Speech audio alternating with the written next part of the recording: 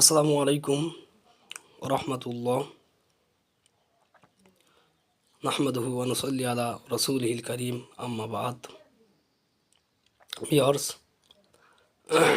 আপনাদের সামনে আজকে যে গুরুত্বপূর্ণ একটা ভিডিও নিয়ে এসেছি, আপনারা যদি মনোযোগ সহকারে ভিডিওটি সম্পূর্ণ দেখেন বা শোনেন তাহলে আপনারা অনেক উপকৃত হবেন ইনশাআল্লাহ। ওমা তৌফিক ইল্লা বিল্লাহ। তো আমি বলবো যে আমরা প্রত্যেকটা মানুষ বিপদের মধ্যে থাকি, কারণ আমরা জানি না যে একটা কাজ করতেছি আর একটা কাজ আমরা যখন করব সেই কাজটা সঠিকভাবে আমার হবে কি না, বা এর মধ্যে কোনো বিপদ বালা মুসিবত আছে কি না। তো সেরকমভাবে আল্লাহ পাক বলছেন যে বান্দা যখন কোনো বিপদে পড়ে তখন সে যদি আমাকে স্মরণ করার মতো স্মরণ করে তাহলে আমি আল্লাহ অবশ্যই তাকে রহম করব, করম করব এবং তাকে উদ্ধার করব বিপদ থেকে। মোট কথা, বিপদ থেকে মুক্তি লাভ করবেন। তো সেরকমই একটা দোয়া অথবা কোরআনের আয়াত আল্লাহ রাব্বুল আলামিন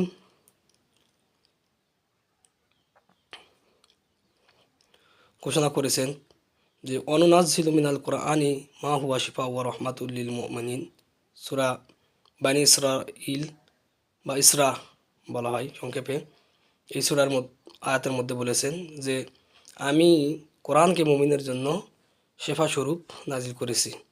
তো আমরা আসলে আজকাল বর্তমান যুগ জামানা আমরা মানুষ যে পর্যায়ে হয়ে গেছি, আমরা কোরআন এবং হাদিস থেকে আমরা অনেক দূরে আছি। এই জন্যে এত খাই, এত কিছু করি, তবুও আমাদের শান্তি নাই, সুখ নাই। কেন? আমরা আসলে কোরআন এবং হাদিস থেকে দূরে সরে গিয়েছি। তো রাসূল সাল্লাল্লাহু আলাইহি সাল্লাম বিদায় হজের ভাষণে যে দুটি কথা বলেছিলেন যে আমার উম্মত যতদিন কোরআন এবং হাদিস আঁকড়ে ধরে থাকবে ততদিন পথভ্রষ্ট হবে না এবং অশান্তির মধ্যে পতিত হবে না। তো আসলে আমরা কোরআন হাদিস থেকে অনেক দূরে আসি, এই জন্য আমাদের এত অশান্তি। আমরা আল্লাহ রাব্বুল আলামিন কোরআন এবং সম্বলিত হাদিসে, অগণিত হাদিসে কি বলেছেন সেগুলো আমরা বুঝতে চাই না বা বোঝার চেষ্টাও করি না বা মনোযোগ দিয়ে শুনি না। তো আজকে এই ভিডিওতে আমি বলে দিব আপনারা কোন দোয়া পড়লে আপনাদের সমস্ত বিপদ আপদ বালা মুসিবত কেটে যাবে। তো দোয়াটা বলার আগে আমি আরও একটা কোরআনের আয়াতে কথা বলবো। আল্লাহ পাক নিজেই ঘোষণা করেছেন রব্বিক ফির ওয়ারহাম ওয়ান্তা খয়রুর রাহিমিন। আল্লাহ রব্বুল আলামিন বলছেন যে বান্দা যখন আমার কাছে যখন ক্ষমা প্রার্থনা করে তখন আমি শুধু তাকে ক্ষমাই করি না, তাকে রহম এবং করম করি, বরকত দান করি। অবশ্যই আমি তাকে ক্ষমা করি এবং আমি রহমকারীদের মধ্যে উত্তম, সর্বশ্রেষ্ঠ। তারপরে আল্লাহ রব্বুল আলামিন নিজে বলেছেন, ওয়াদা করেছেন, রব্বানা ইন্নাকা জামিউন নাসি লিয়াউমিন লা রাইবা ফি ইন্নাল্লাহা লা ইখলিফুল মিয়াদ। আল্লাহ রব্বুল আলামিন কখনো ওয়াদা খেলাপ করেন না। আমরা তো ওয়াদা করলে ওয়াদা খেলাপ করি, হ্যাঁ, আমানতের খেয়ানত করি, অনেক কিছু করি, কিন্তু আল্লাহ রব্বুল আলামিন এমন স্রষ্টা, তিনি কখনো তার ওয়াদা খেলাপ করেন না। তো আল্লাহ রব্বুল আলামিন পবিত্র কালামুল্লাহ শরীফে ঘোষণা করেছেন, ফাস্তাজাবনা লাহু ওয়া নাজ্জাইনাহু মিনাল গাম্মি ওয়া কাযালিকা নুনজিল মুমিনিন। তো ইউনূস আলাইহিস সালাম সম্বলিত দোয়া, ইউনূস আলাইহিস সালামকে আল্লাহ যেভাবে বিপদ থেকে উদ্ধার করেছেন, মাছের পেট থেকে, কম বেশি সবাই শুনেছেন আপনারা। তো এই দোয়াটা কতবার পড়লে এবং কিভাবে আমরা বিপদ থেকে মুক্তি পাবো আমি এই ভিডিওতে বলবো। তার জন্য আপনারা ভিডিওটা মনোযোগ দিয়ে শুনবেন এবং দেখবেন। আপনাদের যদি শুনে বুঝে ভালো লাগে তারা লাইক করবেন, কমেন্ট করবেন, শেয়ার করবেন এবং আমার এই সত্যের বাণী চ্যানেলটা সাবস্ক্রাইব করবেন। আর ভিডিওটা ভালো লাগলে বেশি বেশি করে শেয়ার করবেন অন্য দিনই ভাই এবং নরনারী সারা বিশ্বের মানুষকে দেখানোর জন্য। তো আলোচনা দীর্ঘায়ু না করে আপনাকে সেই দোয়াটা আমি বলে দিচ্ছি যে আল্লাহ রাব্বুল আলামিন বলেছেন যে এই দোয়া বিপদে পড়ে যে বান্দা তেলাওয়াত করবে তাকেই আমি উদ্ধার করব। শুধু ইউনূস আলাইহিস সালাম না, যে বান্দা, সে মুসলমান হোক, হিন্দু হোক, বৌদ্ধ হোক, খ্রিস্টান হোক, যে জাতি হোক, এই দোয়া যদি পড়ে তাহলে ইনশাআল্লাহ আল্লাহ রাব্বুল আলামিন তাকে অবশ্যই এই বিপদ থেকে মুক্তি লাভ করবেন। তো ভিডিওর কমেন্টে আমি আমার ফোন নম্বরটা দিয়ে দিচ্ছি, যদি আপনাদের কারো কোনো সমস্যা হয় তাহলে ফোনে যোগাযোগ করবেন, ইনশাআল্লাহ আপনাদেরকে সমাধানের পথ দেখে দেওয়া হবে ইনশাআল্লাহ। 01000452559 এটা হচ্ছে আমার ফোন নাম্বার। এই নাম্বারে আপনারা ইমো হোয়াটসঅ্যাপ দুটাই আছে, যোগাযোগ করতে পারেন। তো ভিডিও আর লম্বা করবো না, আমি দোয়াটা বলে দিচ্ছি, আপনারা আমল করবেন এবং কতবার পড়লে আপনারা বিপদ থেকে মুক্তি পাবেন সেটা আমি বলে দেব। তো আল্লাহ রাব্বুল আলামিন বলেছেন, ফাস্তাজাবনা লাহু ওয়া নাজ্জাইনাহু মিনাল গাম্মি ওয়া কাযালিকা নুনজিল মুমিনিন। আমি এই দোয়া যে পড়বে তাকে আমার উদ্ধার করা আমার জন্য ওয়াজিব হয়ে যায়, কারণ আল্লাহ রাব্বুল আলামিন বলেছেন,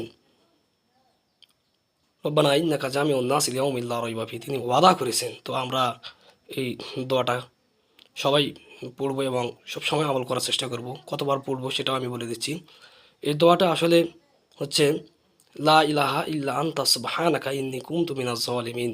আমি এই দোয়াটি তেলাওয়াত করি যখনই কোনো বিপদের সম্মুখীন হয় বা আশঙ্কা দেখি বিপদ আসতেছে, তার আগে মুহূর্তে আমি পড়ে নিই। ইনশাআল্লাহ অলৌকিকভাবে আল্লাহ রাব্বুল আলামিন আমাকে এই দোয়া ইউনুস দিয়ে আমাকে সাহায্য করেছেন। আমি অবাক আশ্চর্য হয়ে গেছি যে আল্লাহ রাব্বুল আলামিন এই দোয়ার মধ্যে এত ফজিলত এবং এত পাওয়ার আর এত শক্তি এনার্জি আছে। আমি আসলে মুসলমান, বিশ্বাস না করলে তো ইমান থাকবে না। তো যাই হোক, আরও অনেক আপনার বিপদ থেকে মুক্তির দোয়া পড়তে পারেন, কিন্তু এই দোয়াটা পড়ে আমি ফল পেয়েছি তাই আপনাদের কাছে শেয়ার করলাম। তো আপনারা এই দোয়াটা কতবার পড়বেন? এই দোয়াটা পড়বেন আপনারা ততবার যতক্ষণ পর্যন্ত আপনি বিপদ থেকে মুক্তি না হয়েছেন ততক্ষণ পর্যন্ত। আসলে ইউনুস আলাইহিস সালাম যে মাছের পেটে গেছেন, সেখানে যায়া তিনি কতবার দোয়াটা পড়ছেন এবং তার সঙ্গে তার স্ত্রী, সন্তান এবং সাহাবা ইকরামগণ কেউ পড়ছেন কি না এরকম প্রমাণ কোরআন হাদিসে আজও বের হয়নি, দলিল নাই। দ্বিমত আছে, ত্রিমত আছে, অনেক মতামত আছে।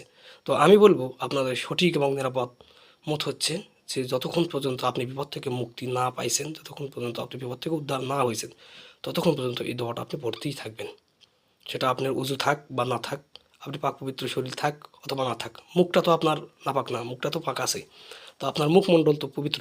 তো এইটা দিয়ে আপনি চালে যাবেন যতক্ষণ পর্যন্ত আপনি বিপদ থেকে মুক্তি না পাইছেন।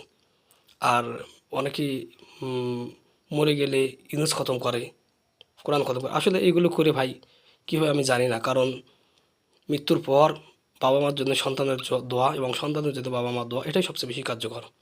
দোয়াটা হচ্ছে রব্বির হামহুমা কামা রব্বাইয়ানি সগীরা। সন্তান পিতামাতার জন্য করবে, পিতামাতা সন্তানের জন্য করবে, আর আত্মীয় স্বজন তাদের আত্মীয় স্বজনের জন্য করবে। কিন্তু মরার পর অনেকেই ইউনুস খতম, কোরআন খতম, এগুলো ভ্রান্ত ধারণা ভাই। কারণ ইউনুস আল্লাহ সাল্লাম মরে যাওয়ার পর, ইউনুস আল্লাহ সাল্লাম যখন মাছের পেটে গেছিল তখন তার সাহাবারাও করে নাই, তার স্ত্রী, সন্তান, পুত্র কেউ করে নাই, এমন কোনো প্রমাণ বা নজির নাই। উনি নিজে বিপদে পড়ছে, উনি নিজে বিপদ থেকে এই দোয়া পড়ে উদ্ধার পাইছে। এই জন্য আপনারা যখন বিপদে পড়ার সম্মুখীন হবেন বা লক্ষণ দেখবেন, তখনই আপনারা এই দোয়াটা বেশি বেশি তেলাওয়াত করবেন। দোয়াটি পড়ার আগে ও পরে সংক্ষেপে অন্তত 3 বার ইস্তেগফার এবং 3 বার দরুদ পড়বেন। যেমন আস্তাগফিরুল্লাহ, আস্তাগফিরুল্লাহ, আস্তাগফিরুল্লাহ, সাল্লাল্লাহু আলাইহি ওয়াসাল্লাম, সাল্লাল্লাহু আলাইহি ওয়াসাল্লাম, সাল্লাল্লাহু আলাইহি ওয়াসাল্লাম। আর যদি বেশি ফজিলত বা বেশি ফলের আশা করেন, মানে বেশি লাভবান হওয়ার যদি আশা করেন, তাহলে দরুদ ইব্রাহিমটা পড়ে নেবেন 3 বার, 5 বার, 7 বার বেজোর সংখ্যায় পড়ে এই দোয়াটা পড়তে থাকবেন। ইনশাআল্লাহ আমি আল্লাহ পাক জাতের প্রতি বিশ্বাস রেখে বলতেছি, অবশ্যই আপনি যদি ন্যায় পথে থাকেন, ইনশাআল্লাহ আপনাকে আল্লাহ রাব্বুল আলামিন উদ্ধার করবেন অলৌকিকভাবে। আপনারা আমল করে দেখুন ইনশাআল্লাহ। এই আমলটা করলে শুধু আপনারা বিপদ থেকে মুক্তি পাবেন না, এর পাশাপাশি সওয়াবও পাবেন। কারণ কোরআন মাজিদের একটা অক্ষর পড়লে 10 নেকি। তো আপনি কতগুলো নেকি পাচ্ছেন আর কতবার পড়বেন? তো শুনে বুঝে ইনশাআল্লাহ আমল করবেন। আর ভালো লাগলে আমার চ্যানেলটি সাবস্ক্রাইব করবেন, ভিডিওতে লাইক, কমেন্ট বেশি বেশি করে শেয়ার করবেন। আসসালামু আলাইকুম ওয়া রাহমাতুল্লাহি ওয়া বারাকাতুহু।